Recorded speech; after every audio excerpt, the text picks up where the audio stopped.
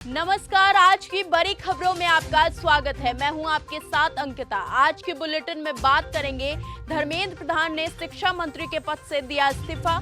बताएंगे आपको NEET paper leak आंदोलन पर पहली बार क्या बोले सीएम योगी। दिखाएंगे आपको धर्मेंद्र प्रधान के इस्तीफे की खबर सुनकर झूम उठे अभिजीत दीप के सामने आया जश्न का वीडियो। और बुलेटिन के आखिर में देखेंगे, मुनीर की फौज की वजह से दाने दाने को मोहताज हो गए पाकिस्तानी। लेकिन दिन भर की तमाम खबरों से पहले एक नजर सुर्खियों पर।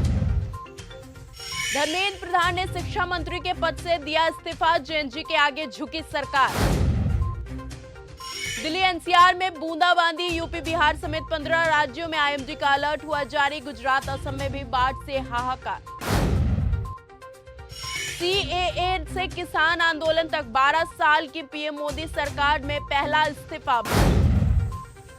शिक्षा मंत्री धर्मेंद्र प्रधान ने दिया इस्तीफा। इस पर अभिजीत दीपके का बयान आया सामने। शिक्षा मंत्री धर्मेंद्र प्रधान ने इस्तीफा दे दिया है। नीट पेपर लीक केस में उनके इस्तीफे की मांग करते हुए कांग्रेस जनता पार्टी पिछले 36 दिनों से जंतर मंतर पर धरना दे रही थी।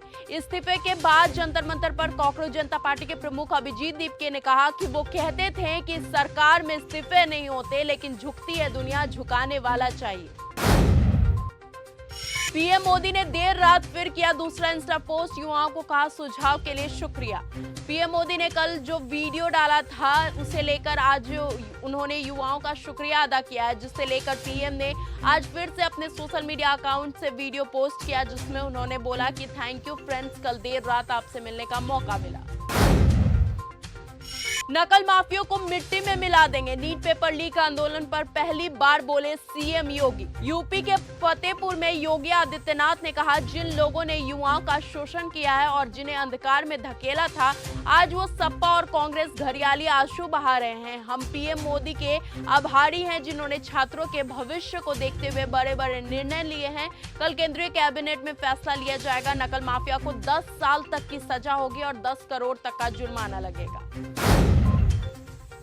छात्रों की मांगे मान ली गई है, अब विरोध प्रदर्शन खत्म हो। धर्मेंद्र प्रधान के इस्तीफे पर बोले मनोज तिवारी। बीजेपी सांसद मनोज तिवारी ने कहा है कि छात्रों की मांगे मान ली गई हैं, इसीलिए अब विरोध प्रदर्शन वापस खत्म हो जाना चाहिए। छात्रों को उनके उठाए जा रहे कदमों का सम्मान करना चाहिए। धर्मेंद्र प्रधान के इस्तीफे पर कांग्रेस नेता कन्हैया कुमार की नई मांग। नीट पेपर लीक मामलों को लेकर देश भर में हुए भारी विरोध प्रदर्शन के बीच केंद्रीय शिक्षा मंत्री धर्मेंद्र प्रधान ने अपने पद से इस्तीफा दे दिया। उनके इस्तीफे के बाद कांग्रेस नेता कन्हैया कुमार की प्रतिक्रिया सामने आई है। उन्होंने नई मांग रख दी है। उनकी मांग है कि धर्मेंद्र प्रधान तो हो गए, अब प्रधानमंत्री नरेंद्र मोदी की बारी है। ये लोकतंत्र की जीत है। सीजेपी और जेएनजी को बधाई। धर्मेंद्र प्रधान के इस्तीफे पर बोले सोनम वांगचुक। अपने एक्स यानी कि ट्विटर पर पोस्ट में सोनम ने लिखा कि ये लोकतंत्र की जीत है। डायरेक्ट डेमोक्रेसी जो सड़कों से निकला है, ये शांति, धैर्य और दृढ़ता की जीत है। सीजेपी और देश के जेएनजी को बधाई और उन सभी नागरिकों का धन्यवाद जिन्होंने डर को त्याग कर देश के हर कोने से आवाज उठाई। धर्मेंद्र प्रधान के इस्तीफे की खबर सुनकर झूम उठे अभिजीत दीप के सामने आया जश्न का वीडियो। इस्तीफे की खबर सुनकर कांग्रेस जनता पार्टी के फाउंडर अभिजीत दीप के झूम उठे। वहां पर सैकड़ों की संख्या में मौजूद युवा और छात्र इस्तीफे का जश्न मनाते हुए दिख रहे हैं। जनपद से लेकर जंतर मंतर तक स्टूडेंट डांस करते नजर आ रहे हैं।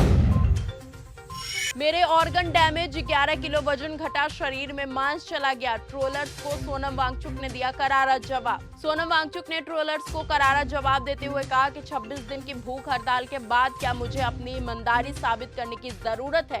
क्या ये साबित करने की जरूरत है कि मेरा अनशन कितना पवित्र था? पीएम मोदी की इंस्टाग्राम रील ने तोड़े सारे रिकॉर्ड। 24 घंटे में मिले 300 मिलियन से ज्यादा व्यूज।